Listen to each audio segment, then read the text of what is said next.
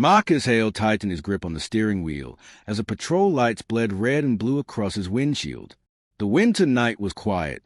Too quiet, just a low hum of crickets and the distant bark of a dog. He had been driving home from a late policy review meeting, mind still circling edits to the new ethics clause. He didn't speed. He didn't swerve. Yet here he was again, chest tightening, pulse rising. A flashlight beam stabbed into his side mirror, jittering with the rhythm of an officer walking too fast. Boots crunched gravel. Another set followed. A second flashlight. 2 officers for a routine stop. Marcus exhaled slowly. He'd trained thousands of them. He knew how this was supposed to go. But something already felt wrong. The first officer dragged his knuckles across the window, slow and deliberate, before Marcus could roll it down. "License," he said flatly, "and explain what you're doing in this neighborhood." Marcus handed over the card. His voice stayed level. "Driving home from work, officer." The man snorted. "Work? At this hour? Try again." The second officer leaned closer, the beam fixed on Marcus's face. "People like you don't usually pass through here unless they've got a reason." It sliced deeper than any slur, a rehearsed suspicion delivered with casual authority. Marcus felt a familiar burn in his chest. Not again. Not tonight. Then the first officer's radio crackled. A single line froze Marcus where he sat. "Unit 12, your driver's name is flagged, connected to internal policy files." Both officers turned sharply toward him, and Marcus realized they had no idea who they had just stopped. Marcus Hale noticed a patrol car in his mirror long before the lights came on. It hovered there, uncomfortably close, hugging his rear bumper as though trying to inhale his shadow. Marcus kept his speed steady, 4 to 5 and a 4 to 5, hands visible at 10 and 2. His breath fogged lightly in the winter air, and the cold hum of the heater filled the cabin. Then the lights erupted. Red, blue, white. A spinning accusation. Marcus swallowed. Another one. He signaled, pulled to the shoulder, and shifted into park with deliberate calm. The night outside was quiet, yet an unease crawled beneath his skin, familiar as an old wound never fully healed. Boots hit the pavement. Heavy steps. 2 sets. Marcus sighed softly. Only 1 officer was required for a routine traffic stop. 2 meant escalation. 2 meant trouble. A flashlight beam sliced across his rear window before drifting, jittering, toward the driver's side. The gravel crackled under their boots as the 2 officers approached. Officer Reddick came first. Square jaw, clipped stride, arrogance radiated before he even spoke. Officer Sloan followed, his step slower, less certain, his beam of light steadier. Reddick rapped his knuckles against the window, slow enough to assert dominance, fast enough to communicate irritation. Marcus lowered the glass an inch. "License and registration," Reddick said. "No greeting. No explanation. And tell me what you're doing in this neighborhood."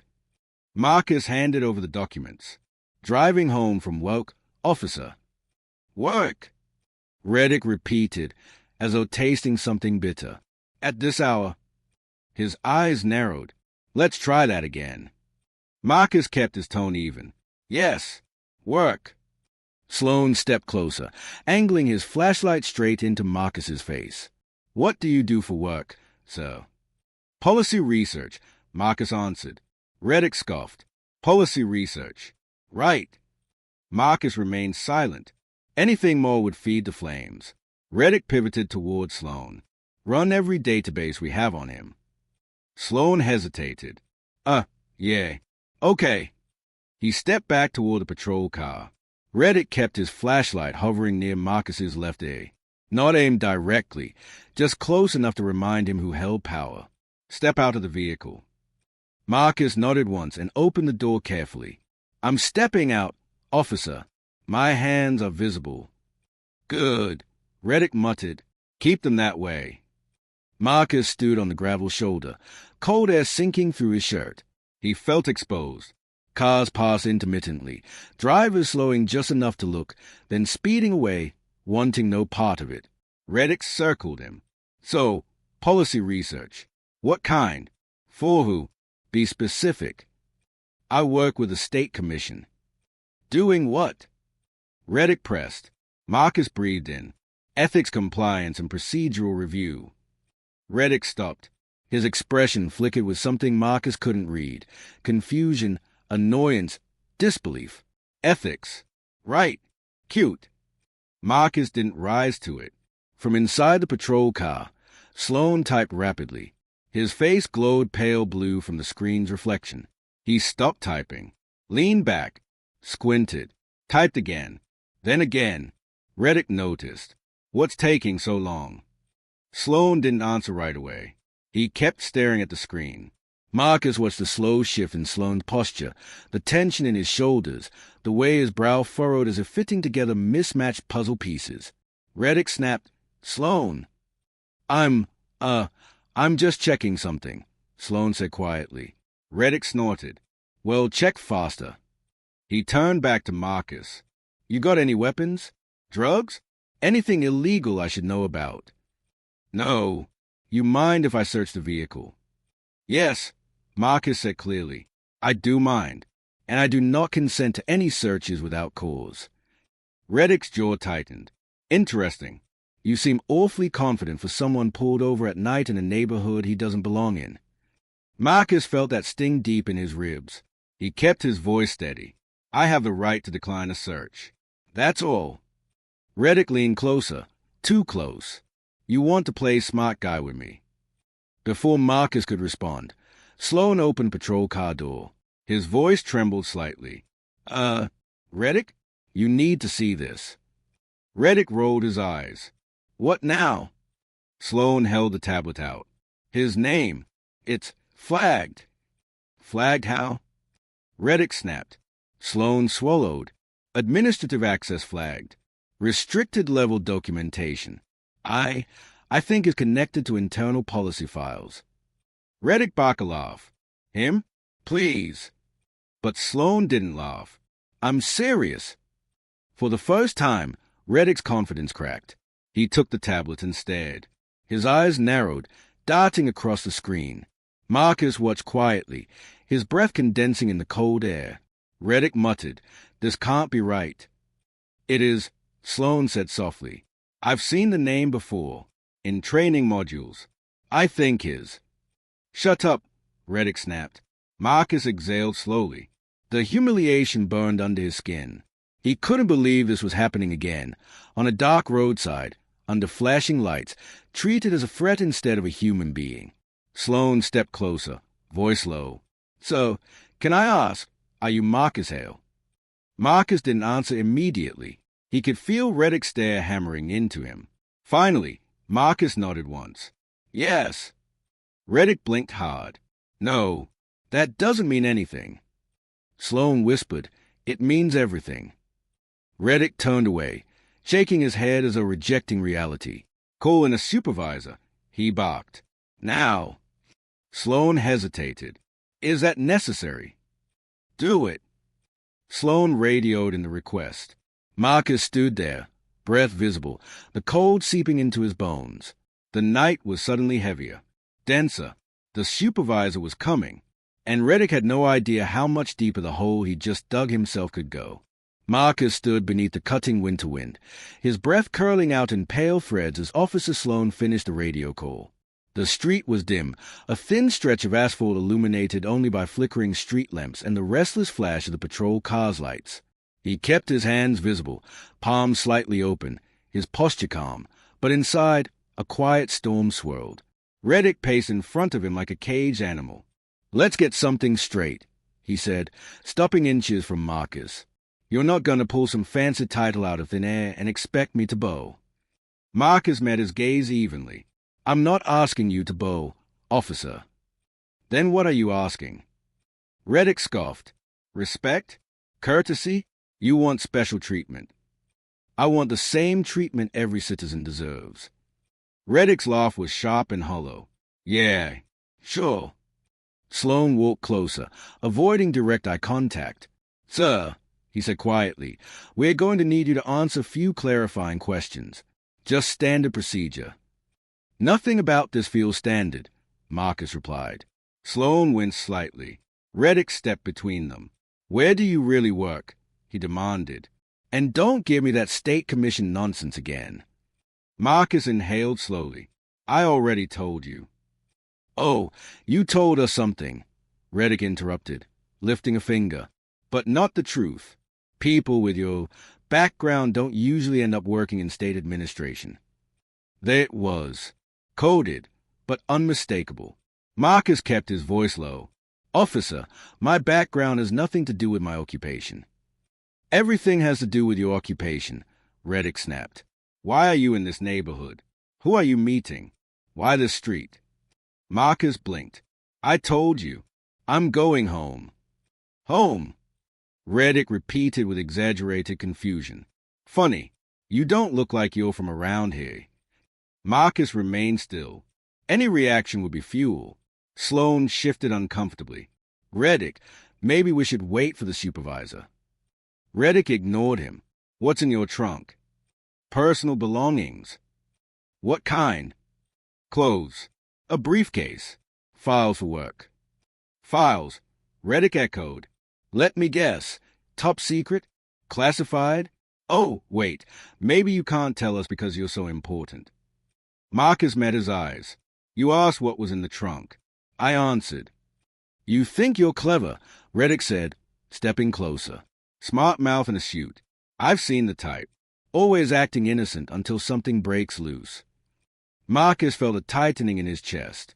Officer, I haven't done anything wrong. You talk like you're above the law, Reddick muttered. Marcus changed his tone, steady, measured. No, I talk like someone who understands the law. That line seemed to strike deeper than intended. Reddick stiffened. What's that supposed to mean? Sloan stepped between them, palms slightly raised. Hey, let's just keep this calm. So, maybe you could explain your job a little more, just so we can document it. Marcus nodded gently. I consult on the ethics procedures that govern statewide police activity. I review conduct policies. I write revisions. Reddick snorted. Ethics? You? Please. You're trying too hard. Sloan's eyes darted toward Marcus, something dawning there. Marcus spoke carefully. I offer training guidance as well. Some of you may have studied my work during academy onboarding. Sloan's breath hitched. Reddick noticed. What? He snapped. What's wrong with you? I think, Sloan swallowed, I think I've seen his name. Reddick rolled his eyes. Not this again. No, seriously, Sloan insisted, stepping toward Reddick with urgency. The name Hale, Marcus Hale. It's in the manual, the blue binder, the ethics section, page 1. It says, Stop talking. Reddick barked, grabbing Sloan's arm briefly. Marcus watched, silent. The dynamic between them was shifting, unsteady, tense. Reddick turned back toward Marcus, jaw clenched, mass of authority cracking. Listen carefully, he said, voice low. If you think dropping names or titles is going to intimidate me, you're mistaken. Marcus said nothing. Reddick continued pacing. People like you always play games. Always have some trick ready. But you're not slipping out of this one. Not tonight. Sloan took a slow breath, stepping toward Marcus. Sir, I'm going to ask again. Just to confirm. Are you Marcus Hale? The one who... Reddick cut him off. Sloan, I swear. Yes, Marcus said gently. Sloan's face drained to color. Reddick froze. The tension in the air thickened, humming with unspoken questions. Cars passed by, headlights dragging shadows across the pavement. Sloan whispered, Then this stuff shouldn't be happening like this. Reddick rounded on him. You don't know what you're talking about. I do, Sloan said, voice firmer this time. We're crossing lines. Several. Reddick hissed. We've crossed nothing. He's hiding something. I can feel it. Marcus stared straight ahead, refusing to descend into the spiral. Reddick stepped closer, breathing heavily. Why'd you hide your identity? I didn't, Marcus said. You never asked. Oh, right. Because you were just waiting for the perfect moment to show off. Marcus remained still. This isn't something I show off. Reddick glared. Your whole attitude is something. Before Marcus could answer, the distant rumble of a vehicle approached. Heavy tires, lower engine, Official. Sloan turned toward the road. Supervisor, he murmured. Reddick's jaw tightened. Good. Finally. Marcus exhaled a slow, weary breath. He knew what came next. With supervisors came politics, pressure, excuses, attempt to bury misconduct before it reached the morning news cycle. The patrol lights flickered across his face as the supervisor's vehicle rolled to a stop. Sloan glanced at Marcus, something like guilt in his eyes. Reddick squared his shoulders, ready to fight for control he was already losing. And Marcus, cold hands open at his sides, braced for the next round. Sergeant Willis stepped out to the supervisor SUV with the stiff posture of a man who believed authority was something you wore, not owned. His coat collar was turned up against the cold, and the faint creak of his leather gloves carried across the quiet street. Reddick straightened instantly. Sloan took a step back, shoulders tense. Marcus remained still. Willis approached, his eyes flicking from Reddick to Marcus. What's the situation? Reddick spoke quickly. Suspicious driver. Gave inconsistent answers about his occupation. Refused a vehicle search. Possible falsified identification. Marcus's jaw tightened. The lies rolled out so smoothly. Willis turned to him. Sir, is that accurate? Marcus kept his voice calm. No, Sergeant. I complied with all lawful requests. I declined an unlawful search. And my identification is real. Willis raised an eyebrow. Your occupation? Ethics consultant for the State Commission. Willis looked unimpressed, as though Marcus had said he made fairy tale for a living. And what brings you through this area? Going home. Reddick snorted. See? Same vague answers. Some things off. Willis sighed, in that long, weary way supervisors do when they assume the citizen is the issue. Mr. Hale, for everyone's safety, I'm going to ask you to remain calm while we verify some additional information. Marcus nodded once. I have remained calm the entire time. Reddick muttered, debatable. Willis held up a gloved hand to silence him. Let's keep this professional. Sloan shifted his weight. He looked like a man trying to swallow words threatening to spill out. Willis gestured for the tablet. Let me see the flag. Sloan handed it over. Willis scanned the screen. His brow furrowed. Administrative access. Who put this flag on his profile? It was already there, Sloan said quietly. Willis tapped the screen again. Connected to internal policy files. He hesitated. Reddick, did you run this properly? Reddick stiffened. Of course I did. Willis angled the screen toward him. Then explain why his name is in a database you don't have clearance to access. Reddick blinked. It's probably a glitch. Or is spoofing something. Sloan finally spoke. He's not spoofing anything. Reddick shot him a glare. You don't know that. Yes, I do, Sloan said, voice unsteady but firm. I know the name. I've seen it before. Willis looked back at him. Explain. Sloan swallowed. In academy training. In the ethics modules. He hesitated, then forced the truth out. He's the guy who helped write the code of conduct. Willis stared at him, then at Marcus, then back at the screen. Reddick barked a harsh laugh. Oh, give me a break. The man who wrote the ethics code? Dressed like this? Driving that car? On this street? Marcus swallowed the sting. And what exactly does, like this mean, Officer Reddick? Reddick didn't answer. His face hardened, jaw clenching. Willis turned more directly toward him. Reddick, if this is true. It's not. Reddick snapped. He's lying. Or Sloan's confused. Or the system glitched. You're all assuming. Based on what? His word. Sloan lowered his voice. It's not just his word. The file links match. The ID number matches. It's him. Reddick's eyes darted back to Marcus, sharp and hateful. You set us up. Marcus blinked. Set you up? I was driving home. Don't play dumb, Reddick hissed. People like you thrive on technicalities. You think because you scribbled some notes in a book, you get to act superior. Marcus's voice dropped. I didn't write a book. He met Reddick's stare head-on. I wrote the rules you are required to follow. Sloan's breath hitched. Willis looked stunned. Reddick stepped forward, fists tight. "Don't test me." "I'm not testing you," Marcus said quietly. "I'm stating the truth." Reddick spun toward Willis. "This is ridiculous. He's manipulating all of you. Look at him." "Look at what?" Marcus asked, the words landing cold. "Say it plainly." Reddick faltered but recovered quickly. "Look at how he acts, how he talks. He's hiding something. He's got some agenda." Willis rubbed his forehead.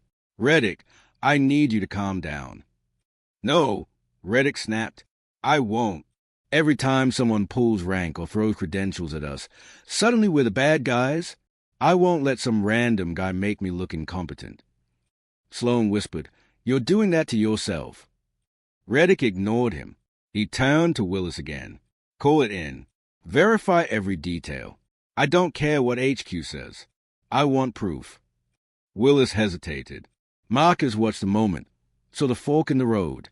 Sloan pushed toward the truth. Reddick shoved against it. Willis stood in the middle, tilting with the wind of his own ambitions. Reddick crossed his arms. "Supervisor, with all due respect, this guy is not who he says he is." Willis took a breath. A long, slow breath. Then clicked the radio. "HQ," he said calmly. "Supervisor Willis requesting verification of civilian named Marcus Hale, recent administrative flag, and cross-reference with state commission files." Static crackled. Then a voice responded, "Copy, Supervisor. Please hold while we access restricted records." Reddick smirked. "See? They're checking, and when they realize it's lying." "Officer," Marcus said softly, "I never lied." Reddick threw him a glare sharp enough to cut. Minutes passed. Slow, grinding minutes. Sloan shifted his weight again, anxiety radiating. Reddick's foot tapped impatiently. Willis watched them both, tension seeping through the seams of his authority. Finally, the radio crackled alive. "Hale, Marcus," HQ said, "confirming identity." Reddick smirked. "Here we go." Flag present due to authorship of statewide police code of conduct and ethics procedural overhaul 3 years ago. Reddick's smirk fell apart. Sloan froze. Willis's eyes widened. HQ continued. "Supervisor Willis, please clarify immediately why your team is detaining the civilian architect of your department's policy manual." Silence swallowed the roadside. Marcus felt his throat tighten, not with triumph, but with a familiar ache. Being proven right didn't erase the humiliation. Willis lowered the radio slowly, his face pale. Reddick looked from Marcus to the ground to Sloan, rage and disbelief swirling without direction.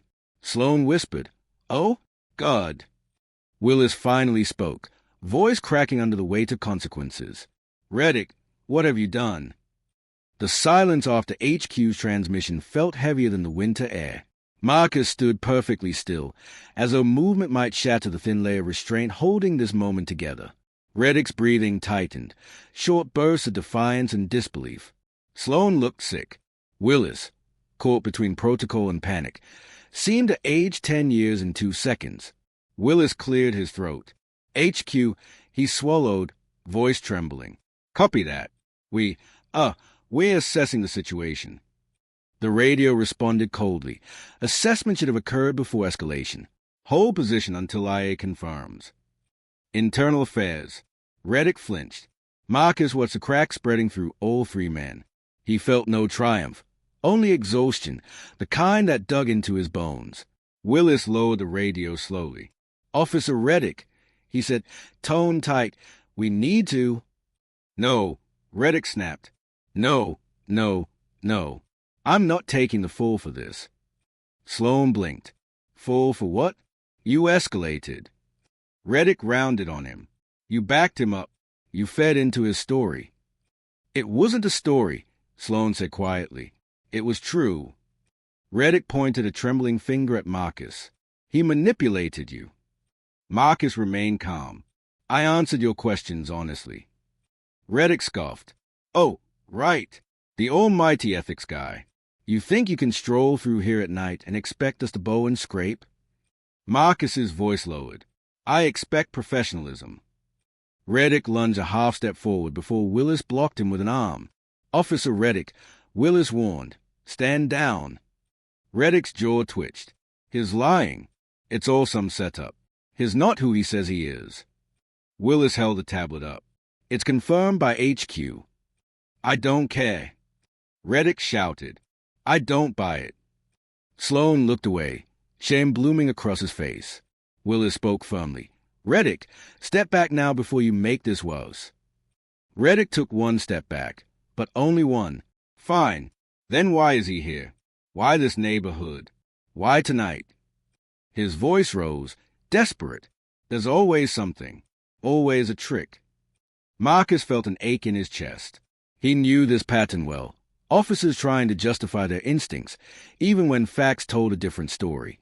The need to be right overshadowed the duty to be just. Willis turned to Marcus, trying for diplomacy. "Mr. Hale, would you mind explaining again, clearly, your purpose tonight?" Marcus blinked. "I'm going home." Reddick scoffed loudly. Willis shot him a glare. "Enough." Marcus continued. "I completed a late review meeting with the commission. It ran longer than expected. I drove home. That's all." Willis nodded, though tension lined his face. "Understood." Reddick muttered, "Convenient." Sloan finally snapped. "Reddick, stop." Reddick turned on him. "Don't you dare take his side." "I'm taking the side of the truth," Sloan said. Reddick sneered. "Truth? The truth is, guys like him always play the system." Marcus clenched his jaw.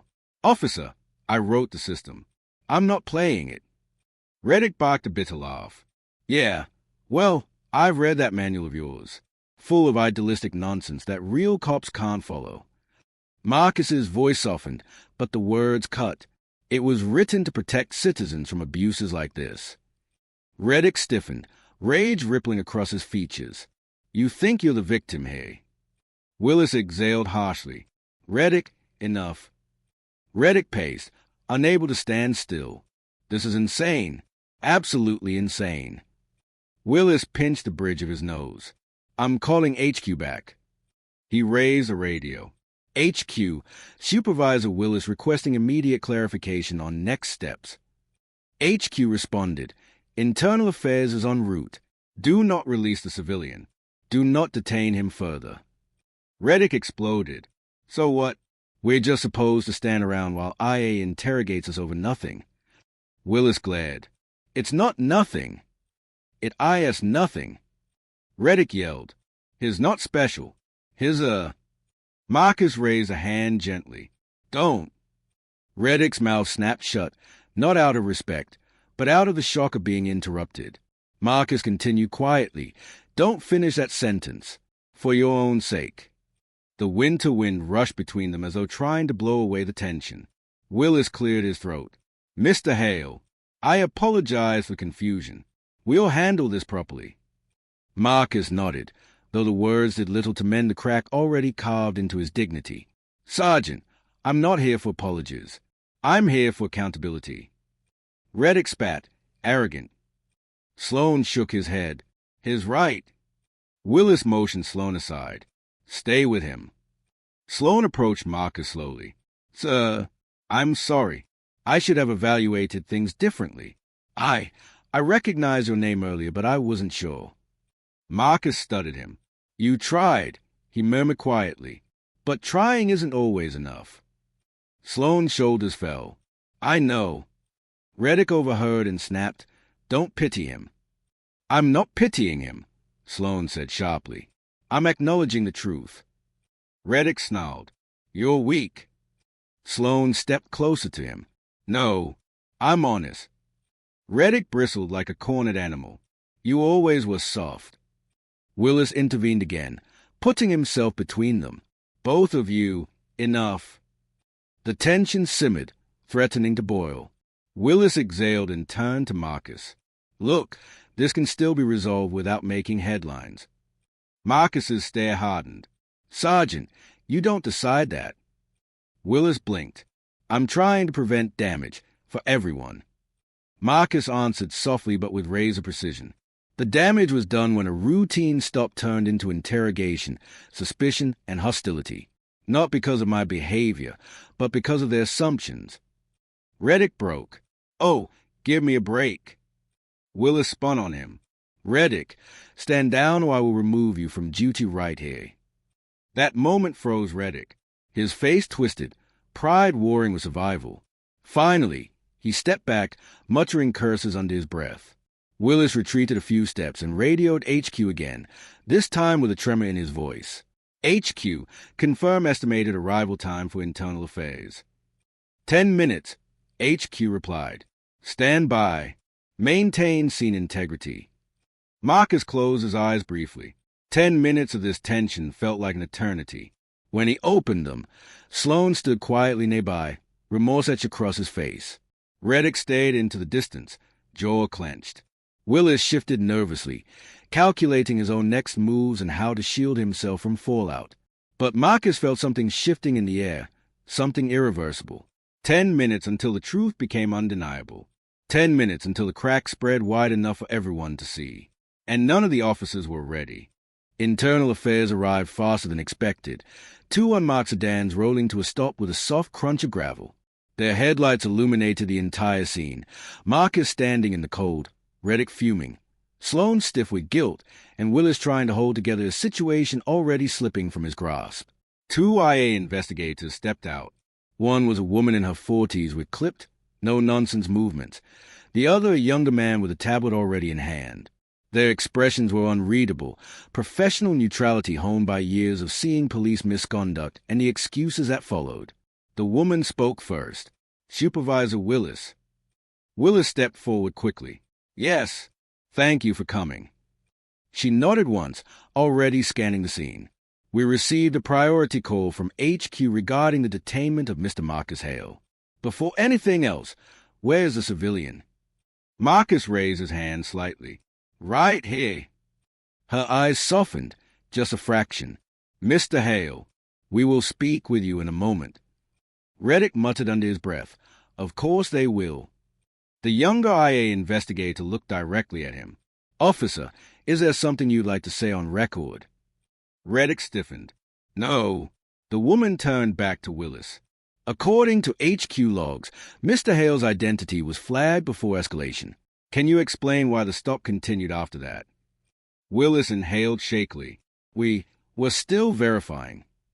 "We did the verification," the IA woman said. "Your team ignored it." Sloan swallowed hard and stepped forward. If I may." There was confusion. "I recognized the name but wasn't certain at first. I didn't mean to." Reddick snapped, "Don't start covering for him." "I'm not covering for anyone," Sloan said, meeting the IA investigator's eyes. "I'm telling you what happened." Reddick took a step toward him. "Shut your mouth." The IA woman raised a hand. "Officer Reddick, stand still and do not interrupt." Reddick froze, fighting the urge to talk back. Marcus remained silent, watching everything with a quiet ache. The humiliation still clung to him like frost on skin. Even with IA now on scene, even with the truth exposed, the weight of the stop had not lifted. The younger IA investigator approached Marcus politely. "Mr. Hale, can you walk me through what happened tonight? From the initial contact." Marcus nodded. "Of course." Reddick muttered again. "His acting like this is some interview show." The IA woman turned sharply. "Officer Reddick, you are second away from removal." That finally shut him up. Marcus spoke steadily, though his voice trembled at the edges. "I was driving home after a late meeting. The officers followed me for several blocks before initiating a stop. When they approached, they questioned why I was in the neighborhood, why I worked late, and why I looked out of place.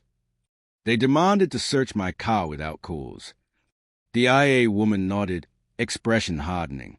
Marcus continued. "I declined the search. I complied with every lawful request. But the tone escalated. Officer Reddick became more aggressive. Sloan attempted to de-escalate at points, but didn't intervene fully until later. Sloan's throat tightened. Marcus inhaled slowly. They ran my ID through systems outside their clearance. And when the administrative flag appeared, indicating my involvement with police policy. They did not adjust their behavior. In fact, Officer Reddick intensified his hostility. The IA woman turned to Reddick. "Officer." Response. Reddick spat the words. He was being evasive. "In what way?" she asked sharply. "He wouldn't tell us everything." "That's not a crime," the younger investigator said. Reddick's voice rose. "He acted like he was above us." The IA woman replied coldly. "That is also not a crime." Reddick pointed at Marcus. "He kept bringing up his background to intimidate us." Marcus shook his head. "I didn't mention a single piece of my background until after Sloan recognized my name." Reddick stepped forward. No, that's not how it happened. He was hiding his identity. That's suspicious." The IA woman stared him down. "It's not suspicious to drive home from work." He looked like he didn't belong. Silence. The IA woman let the statement hang heavily in the air before speaking. "Officer Reddick, what exactly does 'didn't belong' mean?"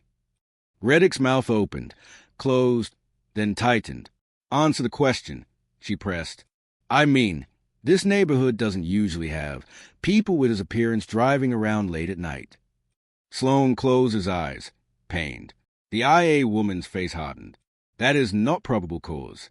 That is not suspicious activity. That is bias. That is misconduct."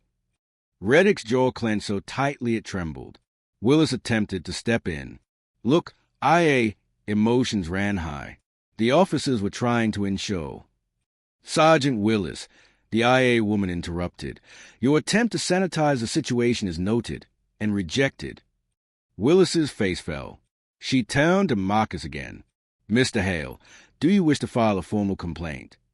Marcus hesitated. The cold wind brushed his face, carrying with it memories of every stop before this one, times when there was no IA arrival, no supervised correction, no accountability, times when walking away unharmed felt like luck rather than justice. He met her stare. "No, not yet." Reddick smirked faintly, misreading him. Marcus continued, voice firm and calm. "But I want you to proceed with your own investigation. No exceptions. No shortcuts." The IA woman nodded. "Then that is what will happen." Reddick's brief hope shattered. Sloan stepped closer, hands tucked tightly into his pockets. "Sir," he said softly, I'm sorry for how things went. I didn't stop it when I should have. I hesitated." Marcus studied him. Sloan's sincerity was raw, unpolished. "You realized the truth and chose not to deny it," Marcus said quietly. "That matters." Reddick scoffed. "Oh, please, don't start bonding." Sloan rounded on him. "You should have listened. From the beginning." Reddick glared. "You betrayed your partner." "No," Sloan replied. "I upheld the job." The IA woman raised her voice. "Officers, step apart." They obeyed. Marcus finally spoke again. "Tonight wasn't just about this stop. It's about the pattern behind it. The assumptions. The abuse of authority." The IA woman nodded. "We understand." "And the consequences," Marcus added softly, "should match the choices made." Reddick swallowed hard. Wind rustled the dead winter leaves along the roadside. The IA team exchanged glances, then began documenting the scene, questioning the officers in turn. For the first time that night, Marcus breathed deeply, not comfortably, but with a steady conviction that the truth was no longer hidden. The system that officers like Reddick thought protected them was finally turning toward the light. The IA investigators moved with the precision of surgeons, quiet, methodical, utterly focused. Their questions came fast, never overlapping, carving clean lines between truth and denial. Reddick tried to keep pace, but every answer he gave tightened the noose around his own credibility. Marcus watched from a short distance, arms crossed loosely against the cold. He wasn't untouched by the moment. The ache behind his ribs pulsed with every flashback from past stops. But tonight felt different. Tonight, the darkness wasn't closing. It was being illuminated. The IA woman called out, "Mr. Hale, please remain nearby. We'll speak with you again soon." Marcus nodded. Sloan stood beside him, silent, gaze lowered. The streetlights cast shadows under his eyes. He looked like he was carrying the weight of several truths at once: guilt, recognition, and the uncomfortable awareness of how close he'd come to standing where Reddick stood now. "So," Sloane said quietly, "if you want to give a formal statement now, I can help facilitate." "You're not IA," Marcus reminded gently. "No," Sloane admitted, "but I want to make this right." Marcus studied him. "You told the truth. That's the first step." Sloane looked away, voice cracking slightly. "It shouldn't have taken this long." Before Marcus could respond, Reddick raised his voice across the scene. "This is ridiculous. I wasn't aggressive. I wasn't biased. You're twisting my words." The younger IA investigator replied calmly, "Officer, you said, and I quote, he didn't look like he belonged here. We have audio from the patrol car." Reddick flinched. "Context. You need context." The woman asked, "And what context would justify that statement?" Reddick opened and closed his mouth like he was drowning. He was evasive. Marcus interjected quietly from where he stood. "I answered every lawful question." "That's not true." Reddick shouted back, turning toward him. You paused. You hesitated. You acted guilty." Marcus's expression didn't change. "I acted human." Reddick lunged a step forward, but Willis grabbed his arm. "Reddick, enough. Let go." Reddick snarled. Willis tightened his grip. "You're embarrassing yourself in the department." Reddick stared at him with raw betrayal. "You're going to take his side." "I'm taking the side of protocol," Willis said sharply. The IA woman stepped in. "Both officers, step back. Now." Reddick yanked his arm free but obeyed, pacing like a trapped animal. Sloane stepped farther away from him, a silent acknowledgement that their partnership had fractured beyond repair. The IA woman turned toward Marcus. "Mr. Hale, we'd like your detailed account now. Please walk us through everything you remember. Sequence of events, tone, gestures, statements. We want it all." Marcus nodded, inhaled deeply, and began. His words were calm but carried the tremor of restrained emotion. "I was followed for several blocks before any lights were activated. When Officer Reddick approached, he questioned why I was in this neighborhood. He implied I looked out of place. He demanded a search without cause." The younger investigator typed rapidly. Marcus continued. "He shone a flashlight into my eyes repeatedly." Sloane participated minimally. He seemed unsure. Once my name triggered a flag. Their hostility escalated instead of de-escalated. The IA woman asked, "Did Officer Reddick make any direct verbal statements that suggested bias?" Marcus hesitated only a moment. "Yes. Several implied judgments about my presence, my appearance, and my occupation." "Examples?" she pressed. Marcus swallowed. He said people with my background didn't usually work in state administration. He said I didn't belong in the area. He suggested I was manipulating the system. The IA woman nodded grimly. "Thank you." Across the scene, Reddick muttered, "His twisting everything." Sloane turned sharply. "Stop lying, Reddick." Reddick spun around. "You traitor." "No," Sloane said firmly. "You cross lines. I saw it." Reddick's hands curled into fists. "You think IA will protect you if you turn against me." Sloane didn't flinch. "I'm not turning against you. I'm telling the truth." The IA woman addressed them both. "Officer Sloane, your honesty will be noted. Officer Reddick, your hostility will also be noted." Reddick sneered. "This is a witch hunt." The younger investigator replied gently, "Witch hunts happen when the innocent are punished. Tonight we're documenting what actually happened." Reddick's expression twisted. Marcus spoke softly, more to himself than anyone else. "This isn't about tonight alone." The IA woman turned toward him. "We're aware of Officer Reddick's record." Willis looked startled. "His record?" She cut him off. "We have enough prior complaints to raise red flags." Reddick shouted, "Those complaints were lies." She responded coolly, "Then you should welcome a thorough investigation." Sloane exhaled shakily.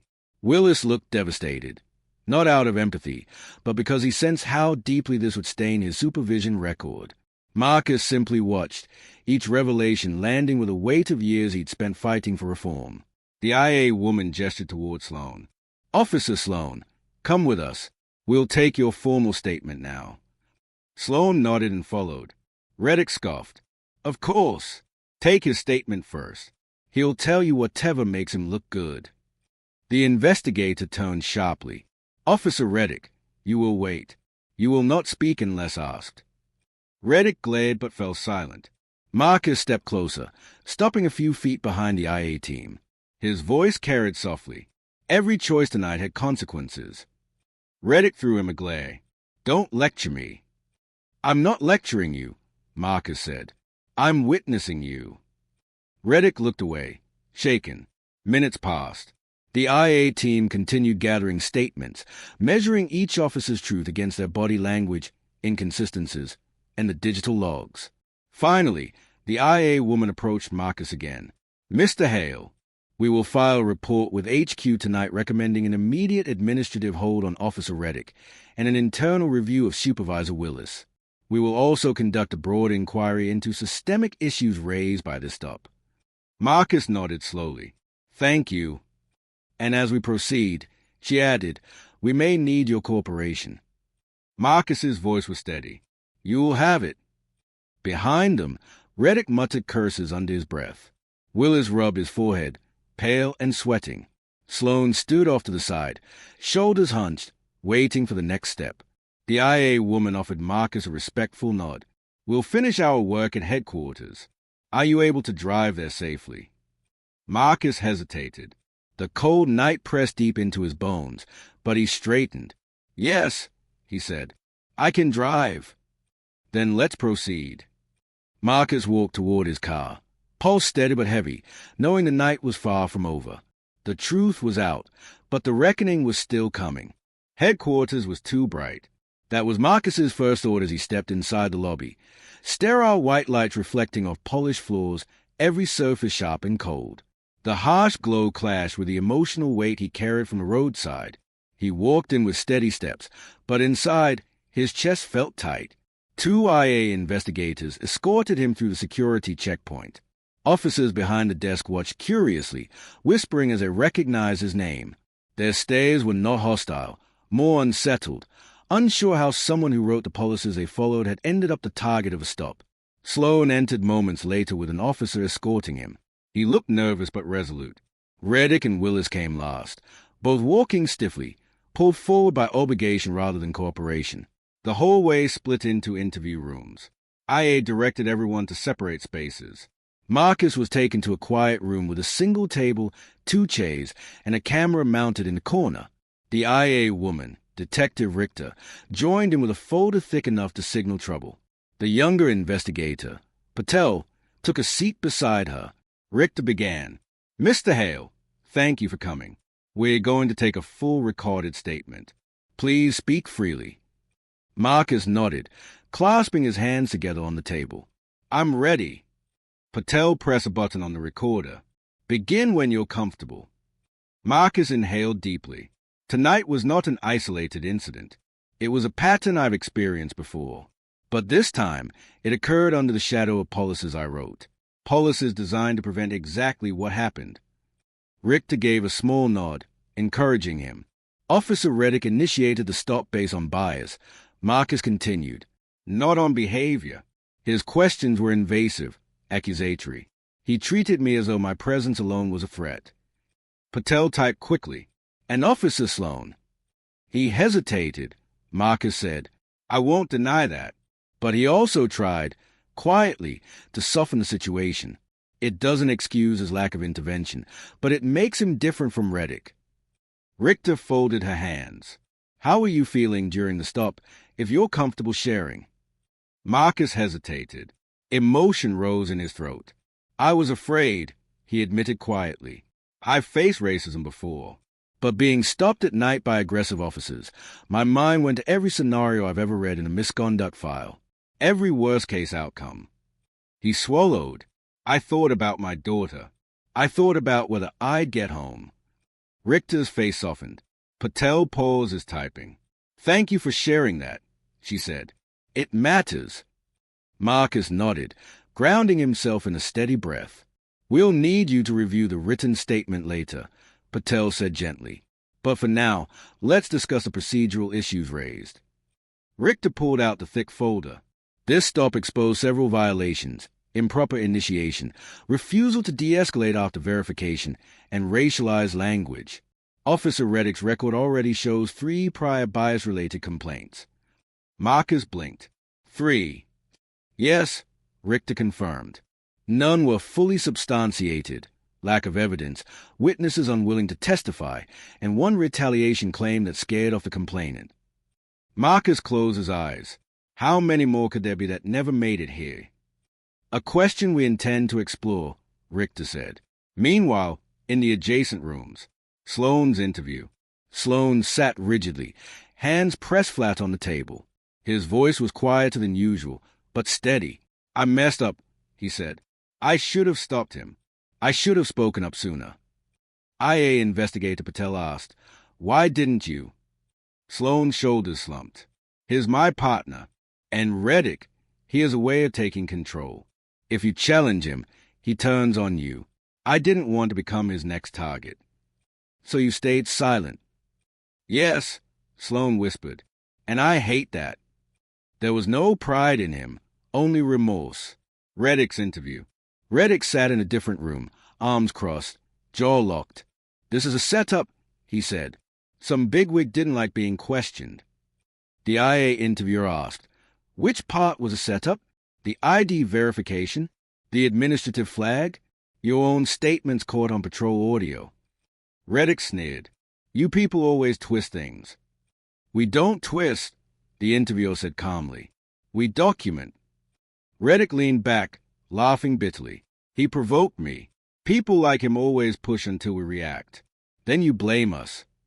"And what did he do to provoke you?" the interviewer asked. He talked like he was better than us. He used his fancy job title.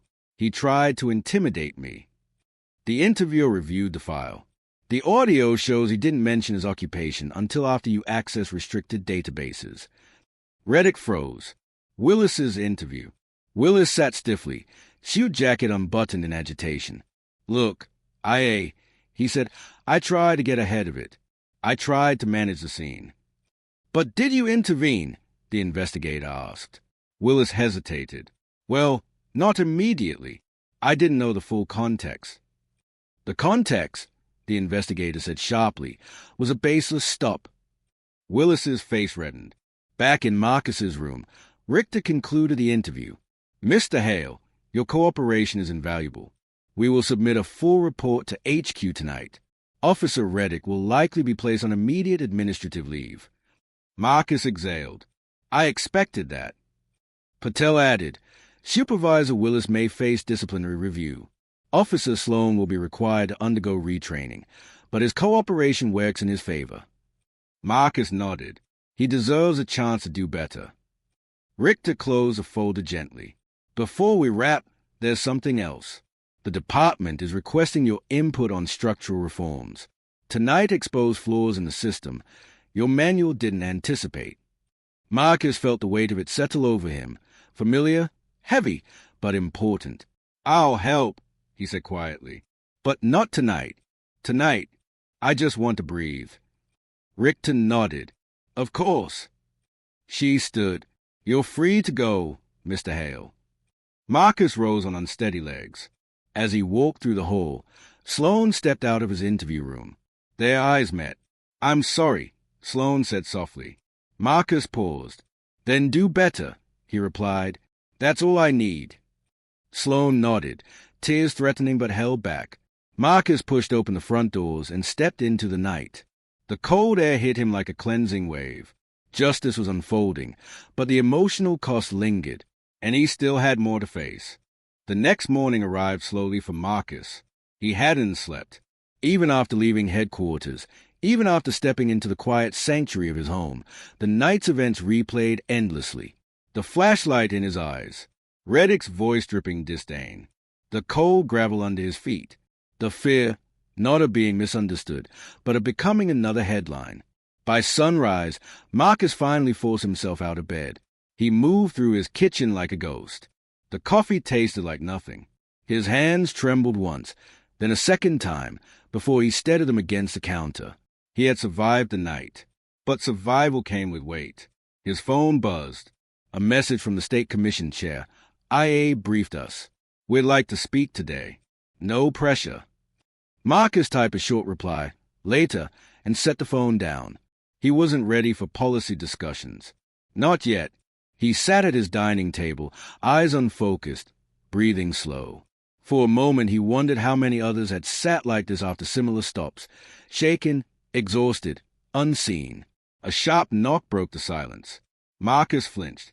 He approached the door cautiously and opened it to find Sloane standing there, uniform neat, posture rigid, but expression weighed down by humility. "Officer Sloane," Marcus said quietly. "Sir," Sloane replied.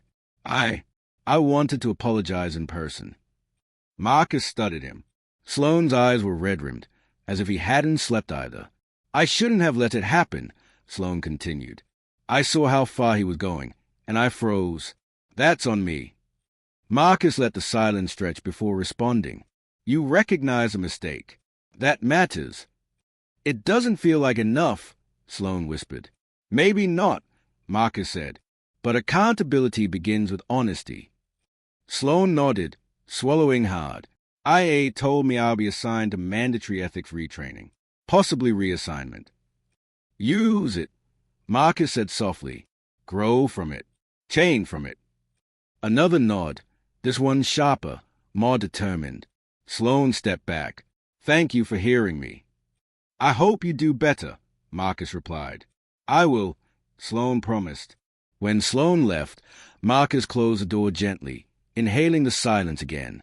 Hours later, his phone buzzed again, this time from an unfamiliar number labeled IA Updates. He answered.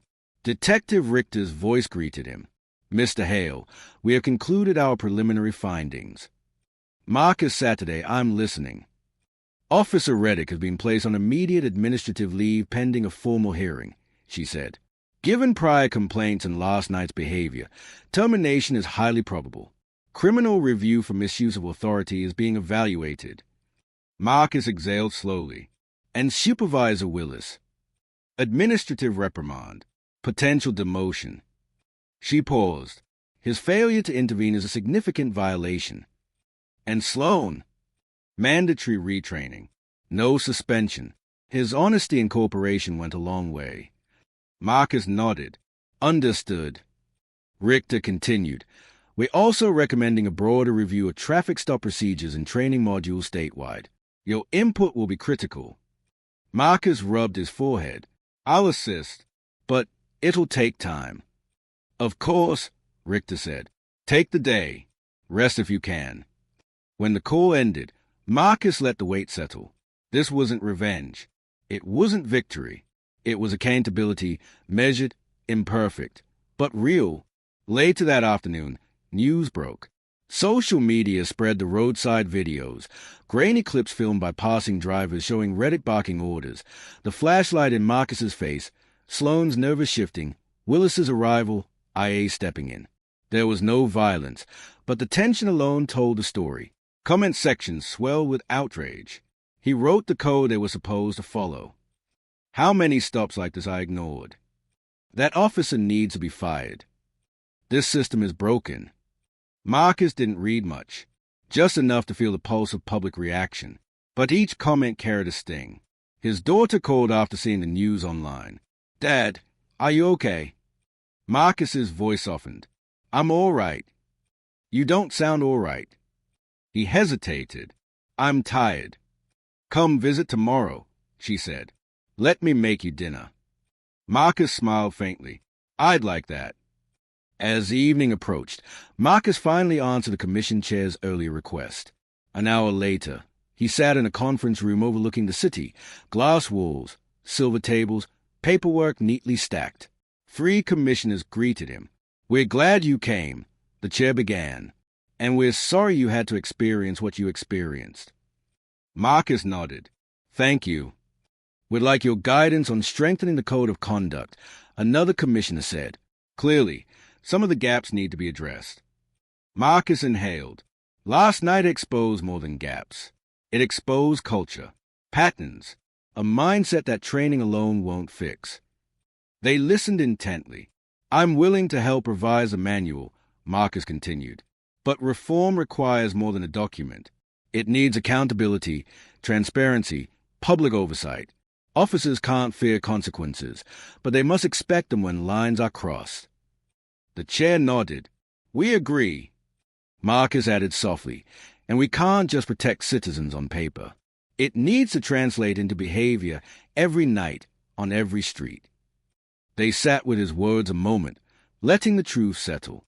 A week later, Marcus entered the police academy auditorium, rows of cadets looking up, notebooks open, faces eager or nervous or curious. He had been invited to give a guest lecture. He stood at the podium, placing a worn copy of the Code of Conduct before him. The same manual Reddick had sneered at, the same one Sloan had quietly tried to remember. Marcus took a deep breath. This manual isn't just rules, he began. It's a promise, one that must outlive bias, fear, and ego. The cadets leaned in. I was stopped last week, he continued. Silence fell, not because I broke a law, but because someone thought I didn't belong. That assumption nearly escalated into something worse. A murmur rippled through the room. Marcus raised his eyes. Your badge doesn't grant you the right to judge someone's worth. It grants you the responsibility to protect their dignity. He paused, letting the words settle. Justice isn't loud. It's not dramatic. It's a quiet decision, made again and again, to treat people as equals. His voice softened, because the smallest decisions can change someone's life, or end it. The cadets remained silent, listening with a gravity that gave Marcus a flicker of hope. This isn't about rules, Marcus finished, tapping the manual gently. It's about people. The room stayed still. Then hands rose, questions forming, real, thoughtful ones. Marcus answered each with patience. For the first time since the stop, something inside him loosened. Not healed, but opening. Poetic justice wasn't a single moment. It was a ripple, moving outward, reshaping the future one conversation, one cadet, one reform at a time.